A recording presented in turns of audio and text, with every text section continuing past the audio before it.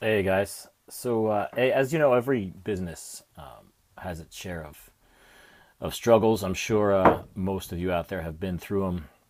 I know I certainly went through my share of them when in running the studio and running two locations. So whether it was a staffing challenge or something with a client, so forth, landlords, everything, you name it, right? Things come at you.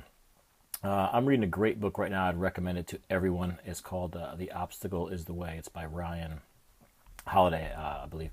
And it's basically about how to turn obstacles into triumphs, or how to look at when an obstacle comes up, not to give up, not to be discouraged, but to recognize and accept that they're going to come up. They're always going to come up.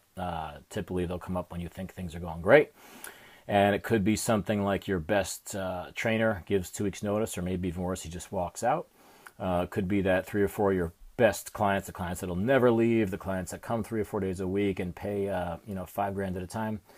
You find out they're moving, or you find out one of them's, got to go to the hospital and they're out. So it couldn't be no fault of your own. Could be just bad luck or whatever. Maybe it is. Maybe it is fault of your own. Maybe that the 5 clients that left aren't moving. Maybe they're leaving because their trainers aren't doing a good job. But the point is, they're going to happen. These things are going to happen. Doesn't make any sense getting down on yourself or your business or getting discouraged, but it's a matter of taking a look at that obstacle and not only getting past it, okay, but the point of the obstacle is the way, is actually learning from that obstacle and learn how to build a better mousetrap, per se. So interestingly enough, I had a conversation with one of my territory owners recently. She has a fantastic studio and a great business. Everything has been running really well. She's in the midst of moving location, so already under a lot of stress. And a good trainer of hers had recently given her 2 weeks notice. And in the process of training his replacement, another one of her pretty busy trainers just basically up and left. He had some personal issues. Again, no fault of hers or anything really, but this guy had to go. So she's down 2 trainers and basically found herself back in the trenches, working 15 hours a day, training her own clients, picking up the clients from these two, and doing all the other stuff, managing, marketing, and so forth. So it'd be very easy for her to get down on herself and, kind of want to feel sorry for herself and throw in the towel. But instead, in our conversation, we decided to look for the silver lining, look for the positive that we can get out of this. So one is just a matter of sucking it up and getting things done. But number two, so she jumped in and had to start training these other guys' clients. Now, up to this point, she's gotten great Listen 360 scores, good feedback. Everybody seems happy. She gets in there, starts training these clients, and what happens? And I'm sure you can guess because it happened to all of us. She starts getting feedback. Oh my God, this is awesome workout. It's such a great workout. I haven't had a workout like this in years. This is so good, right? So, as you know, from a ego standpoint, when you jump in and get response like that, feels great. Feels great. Like, wow, man, I'm really good at this. But the problem is when you're a manager or an owner, that is terrible news. Okay, when you hear how great your workouts are, how fabulous this is, how nobody's pushed me like this in a long time, all I'm hearing is bad news. That means my trainers are not doing a good job. They're not doing what I thought they were doing. So the eye-opening moment for her is, hey, let's not get down on this. This is actually a blessing, right? Because now these two are gone. And my reminder as the manager now is I have to put systems in place to make sure that the intensity is up in these workouts, that the service I'm offering is as good as I think it is. So again, I talk about this a lot with you guys.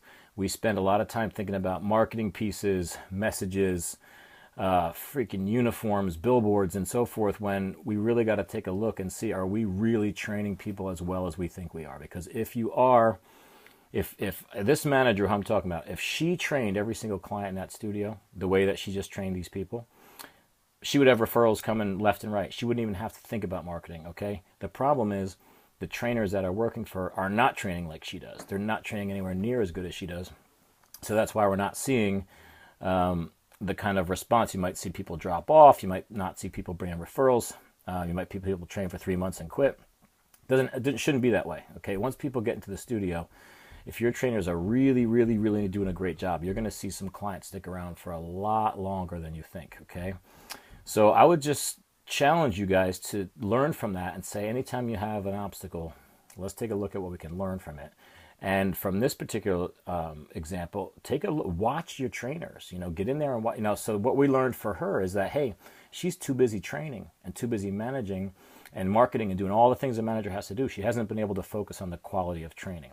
So what we decided to do is, once she replaces these trainers, she's got to cut back on her own training hours and spend at least an hour or two a day, a week, watching the trainers, investing some money in continuing ed for the trainers, putting one of the other trainers in charge of coaching the other trainers, bringing them up to speed, every team meeting, talking about intensity, and focus on the client, so we don't get comfortable and we're not delivering just so-so workouts, which she now found out that her studio was. So they were following great programming. Everything was good. If she checked at the Aspire 8 documents and everything, they all had the right workouts, but they weren't pushing the intensity the way that she was. So always a lesson to be learned, and sorry if that was long-winded, but I thought it was a pretty relevant story. So have a great day, everybody.